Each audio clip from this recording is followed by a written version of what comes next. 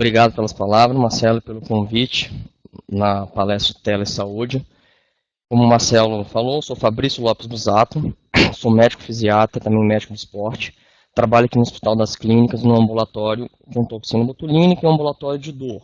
E desse ambulatório de dor, a gente desenvolve um trabalho na sindolorose miofascial, que eu vou tentar passar aqui para vocês o que é essa síndrome, a importância de pesquisar e tentar detectar essa no paciente que apresenta dor, porque é uma condição extremamente frequente nos pacientes, só que infelizmente negligenciada ou não diagnosticada e não valorizada.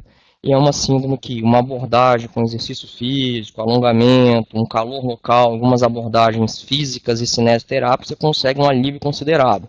No próprio ambulatório, de pacientes com dores em ombros, com longos períodos, lombalgia, dores em joelho, a gente consegue uma resposta bem satisfatória. Apesar daqui ser um ambulatório que a gente faz agulhamento seco, né, procedimento invasivo, a gente também consegue outras abordagens sem a necessidade desse procedimento invasivo. Então, a sindolorose miofascial é um quadro álgico muscular localizado. Isso é um conceito importante. Até um fisiatra que desenvolveu essa teoria, o Simons aí que está na citação, coloca que o músculo é um órgão meio que órfão. Quando você fala em ortopedia, você pensa em tendões e ossos. Em neurologia, você pensa em neurônios, em cérebro, cabeça. Cirurgia vascular, em vasos, e por aí vai. E o músculo? O músculo é um órgão que fica meio perdido.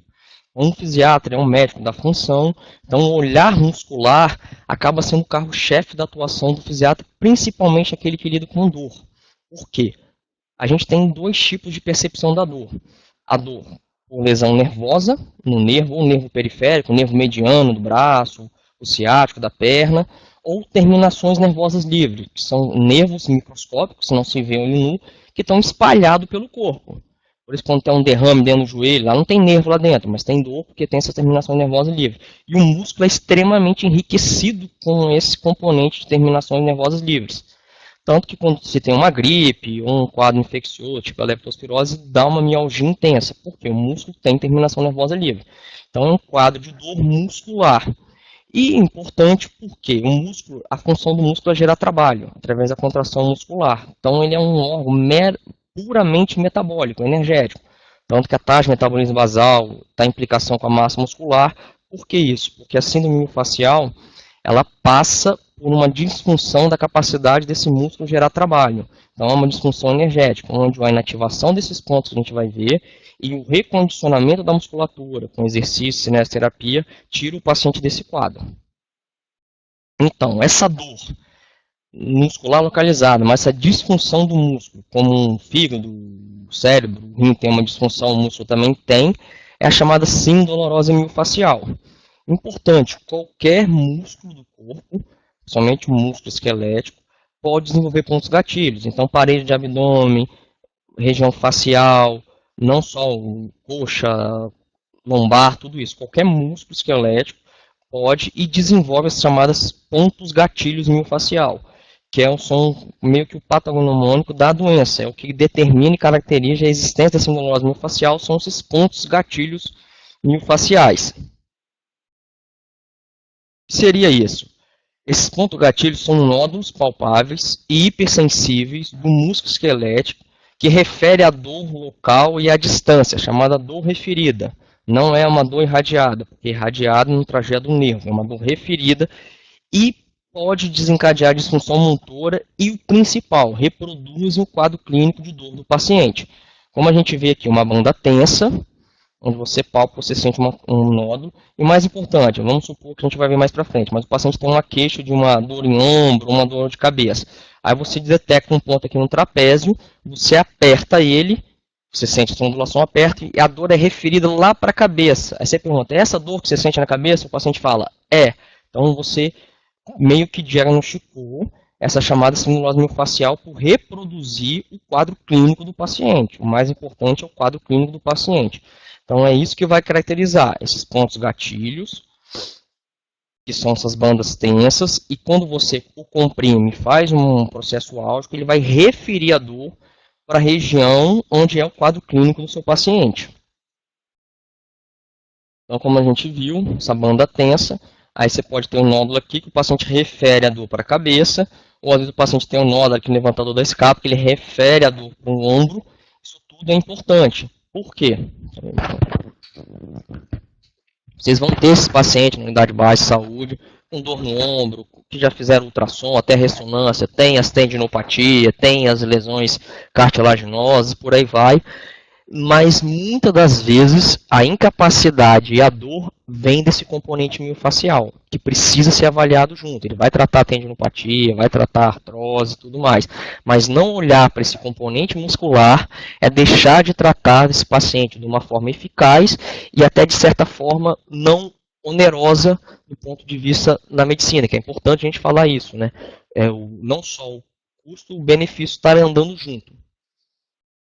Como eu falei no início, uma incidência elevada e baixo diagnóstico, inclusive em trabalhos de centros de oncologia e de dor, a maioria dos pacientes tem a dor oncológica, CA, ou em fígado, ou em estômago, ou ósseo, e muitos associados ao quadro de miofascial juntos. Então, tem a dor, e o importante, ele prejudica a ADM. O que é isso? É amplitude de movimento. O paciente tem uma restrição para levar o ombro, tem uma restrição no joelho, e quando você inativa esse ponto, ele ganha praticamente amplitude de uma forma imediata. Então, isso é importante também observar. Além da dor, do ponto gatilho, outras disfunções, principalmente do ponto de vista motor, dessa amplitude de movimento do paciente. O quadro clínico tem vários diagnósticos. Quando o paciente chega no ambulatório, ele tem artrose, tem um bursite, tem pato de ganso, tem tendinite de ombro. Então, é negligenciado, como falei. Então, esse paciente, ao ser abordado, ele acaba se detectando essa presença desse quadro miofascial, ele entra no tratamento e acaba, felizmente, tendo uma boa resposta. Tem associado a rigidez, como eu falei, uma fraqueza muscular, e às vezes vem associado até com quadro de fadiga e mal-estar, né? Porque, como a gente sabe, a dor, ela tem um componente difuso. E esses pontos gatilhos, eles têm duas apresentações. Os pontos latentes, que não causam dor. A grande maioria da população tem. Muito tempo sentado, muito tempo numa postura digitando. Você acaba desenvolvendo esses pontos que muitas das vezes não causam dor, mas ele está lá. Quando você aperta, você desencadeia dor no paciente. E muitas das vezes pode levar a restrição de amplitude de movimento. O paciente acaba não tendo essa queixa, porque muitas das vezes ele quando o apresentador ele não apresenta essa queixa, mas ele tem uma restrição. Isso a gente vê em consultório, principalmente atletas, pessoas que treinam, não tem queixa, mas tem encurtamento muscular. A maioria das vezes o encurtamento muscular são por esses pontos latentes. Por isso que hoje a gente vê muito na academia as pessoas fazendo aquele rolinho para inativar os pontos, até para ajudar a soltar as articulações, como eles falam. E os pontos ativos, que é o ponto que está com a repercussão clínica, um quadro clínico, é o que causa uma dor e representa o quadro clínico dos músculos posturais, como do pescoço, do ombro, cintura pélvica, mastigação, trapézio, músculo do pescoço, escaleno, esternocleidomastoide, região do ombro, elevador da escápula e na região lombar também. Então, todos esses pontos ativos podem e vão reproduzir o quadro clínico. Então, a gente acaba tendo uma postura onde há uma ativação associada à sobrecarga mecânica dos músculos de forma aguda ou sustentada ou repetida. Às vezes o paciente, eu ajudei numa mudança, tirei um armário de casa, isso é muito comum, usei muita chave de fenda. Você acaba de uma forma aguda ativando esse ponto muscular por sobrecarga muscular, uma exigência de esforço maior, libera metabólitos nesse trabalho muscular, gera um processo álgico, ou até ruptura de fibras musculares que acabam causando esse ponto. Ou de uma postura sustentada durante muito tempo. Então, manutenção da isquemia, manutenção da dor e por aí vai. Os pontos gatilhos podem ser, como eu falei, por uma sobrecarga aguda, uma fadiga, um excesso de trabalho acumulado, ou associado ao excesso, um trauma, também é muito comum, o paciente faz um entorse de tornozelo, ou toma uma pancada, esse mecanismo de trauma e de entorse, ali há uma sobrecarga, uma ruptura da fibra muscular que leva à formação desses nódulos, ou impacto direto, ou até uma radiculopatia, pacientes com hérnias, cervicais, lombares, acaba esse processo inflamatório ali ativando esse componente muscular. Isso aqui também é importante e muito frequente, ainda mais negligenciado que as dores articulares, que são o quê? Doenças viscerais. Pacientes, às vezes, que fazem biópsia, um procedimento pulmonar, um procedimento de retirada de vesícula, um procedimento de gastrectomia, ele acaba ativando muita musculatura de parede abdominal até parede dorsal, que perpetuam dor. Tenho atendido aqui no Hospital das Clínicas, paciente da pneumo, da gastro, que apresenta esse quadro de dor e de longos tratamentos, de muitos dos medicamentos que conseguem um alívio satisfatório quando você começa a procurar esses pontos. Só para a gente aqui ratificar, né, porque a dor não vai estar, a dor em si, a compreensão, a percepção da dor, não está lá no músculo, no estômago, ela está a nível medular. Então, regiões medulares acabam sendo sensibilizadas em diferentes partes do corpo, como tendões também, articulações ou desordens emocionais, entre outros, também acabam desencadeando essa síndrome dolorosa miofascial. Uns exemplos aqui, muito comum, pacientes que às vezes fazem um entorse do tornozelo e desinflama, melhora, não tem mais nenhuma característica clínica aqui, mas continua com a dor residual. Muitas das vezes vem lá dos fibulares que foram estirados ou até sofreram uma ruptura pelo mecanismo e a dor está perpetuada pelo componente aqui. Então a abordagem, muitas das vezes, é que é o paciente que vai para fisioterapia e faz todo o tratamento focado aqui, e quando você faz 2, 3 abordagens nessa musculatura, você consegue uma melhora importante. Dor em joelho também, osteoartrose, pontos de vasto medial, reto da coxa proximal, adutores, tudo ativo e melhoram muito o componente daqui. Como eu falei, paciente submete a toracotomia, acaba sensibilizando toda a musculatura intercostal aqui. Então, a abordagem nessa musculatura, você consegue um alívio da dor do paciente.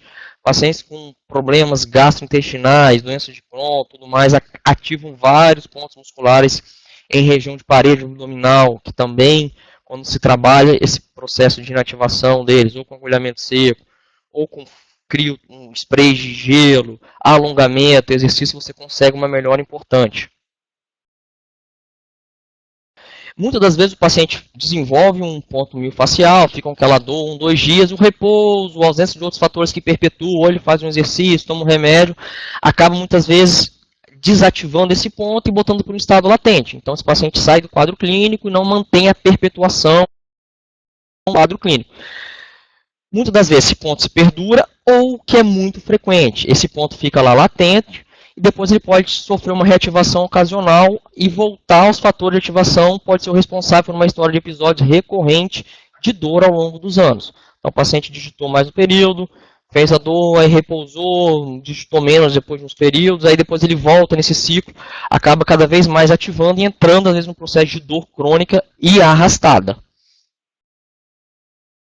Uns exemplos também comum, muita queixa comum de paciente com quadro, estou com hérnia, nervo ciático dolorido, nervo ciático dolorido. Muitas vezes são pontos de glúteo, glúteo máximo, glúteo médio, glúteo mínimo, que quando você aperta, ele refere a dor para a face lateral toda da perna, ou até na região de glúteo. Então, isso é comum, paciente que vem com uma queixa de ciatalgia, vocês apalparem, perceberem nódulos, e principalmente, que o paciente sente a dor e vai reproduzir o quadro clínico para região aqui, característica da queixa do paciente.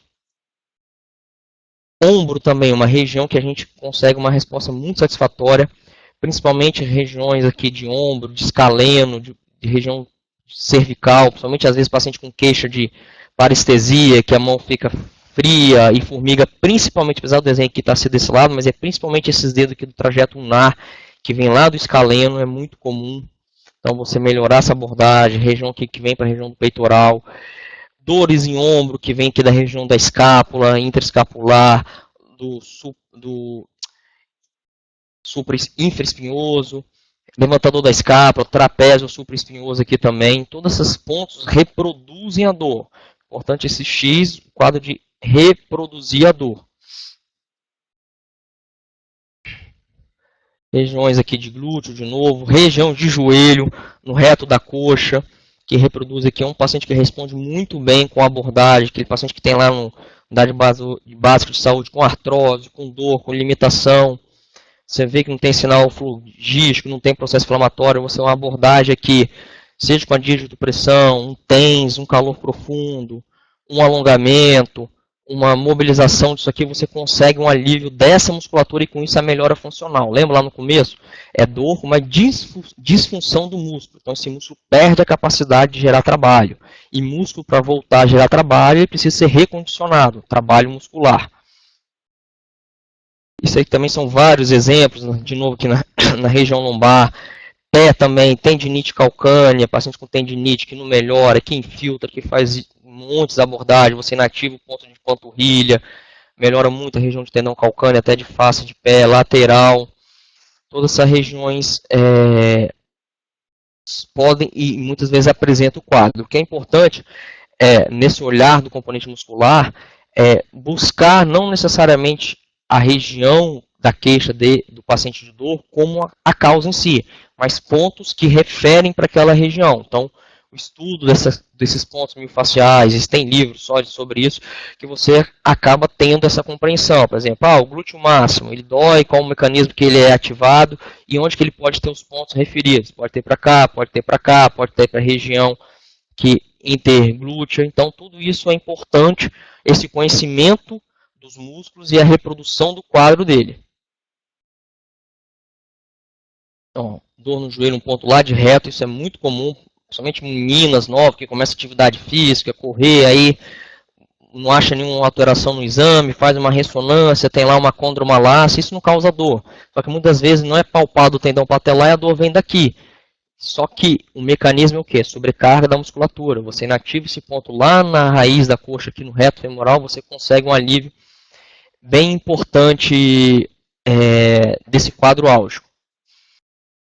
Cefaleia. Cefaleia é uma entidade frequente de dor e é difícil a gente precisar, mas assim, pacientes da neuro, colegas da residência, colegas médicos que tem muita dor de cabeça, maioria das vezes a gente resolve com pontos, principalmente esternocleidomastoide, se a região for assim, em torno do olho, essa região do pescoço aqui é uma região comum de ter pontos gatilho que geram para cá, que é na região orbicular, e regiões de posterior cervical, principalmente para a região central da cabeça e posterior. Então isso é muito comum cefaleia. Em ombro também. Ombro é uma região que responde muito bem à técnica de agulhamento e na ativação dos pontos miofasciais. Porque hoje a gente sabe que a medicina, com o advento da ressonância, você vê de tudo. Você vê coisas ali que às vezes nem repercussão ou importância clínica tem, mas a ressonância vai achar mais do que você está procurando. Então, se a gente for fazer uma ressonância em pacientes com 60, 70, 60 anos, mulheres ou homens que tiveram uma atividade ao longo da vida, laboral, esportiva, ele vai ter um monte de alterações na ressonância. Mas não necessariamente essas pessoas estão com dor. E é muito comum, às vezes o paciente está com dor no ombro direito, você pede um raio-x, uma ultrassom dos dois ombros, o lado esquerdo vem pior na imagem do que o direito. Então, por quê? Isso é importante, esqueci de falar. A sindrome miofascial, ela não é diagnosticada por imagem ou por exame de sangue. Ultrassom não vê, ressonância não vê, termografia tem alguns trabalhos e uma ultrassom com plastografia, que vê o fluxo sanguíneo. Mas isso assim, tudo experimental, não tem isso na prática. Então, o diagnóstico é clínico. Lombalgia, uma entidade comum, paciente que faz fisioterapia, faz várias abordagens, fazem cirurgias, mas aquele ponto ainda continua ativo lá, principalmente de glúteo, que você inativa melhora muito a lombalgia. Quadrado lombar, região de glúteo, próprios paravertebrais, tudo isso é uma questão também comum na lombalgia. Então, o importante aqui é o quê? Aonde tiver um componente de dor, o olhar do componente muscular é importante, sempre pensando no olhar à distância. A dor na mão, os extensores da mão que executam o movimento e repercute essa dor para cá. Por quê? A dor ela vai ter a origem medular, que é o trajeto, a região C5, C6, C7, e tem o componente cortical, lá no cérebro, o homúnculo, que é o quê? Uma representação do movimento. Então, essas regiões aqui acabam tendo a mesma representação, nível medular e mesmo cortical. Por isso que essa dor, muitos acreditam que é de uma origem embrionária, de regiões ainda de informação do ser humano, que acabam tendo a mesma representação segmentar. Então, aqui, extensores, região de parede abdominal para afecções internas, cefaleia, própria dores torácica, dores dores cervicais, dor de dente, principalmente dor não, bruxismo, região de maceta, disfunção de ATM. Eu vi que tem alguns odontos aqui participando. Então, masseter, pterigoides aqui, o temporal alivia muito a dor de ATM. O paciente que tem aquela restrição de abertura da boca, você consegue um alívio importante. E a lombar. Então, isso que é o mais importante de vocês estarem atento a isso. O que? Aonde tiver dor, no corpo humano tem músculo, e um músculo pode, e maioria das vezes é uma causa de dor nesse paciente ambulatorial, de dor osteoarticulares, e mesmo até dores de origens viscerais também. Tá bom, pessoal? Agora estou aberto.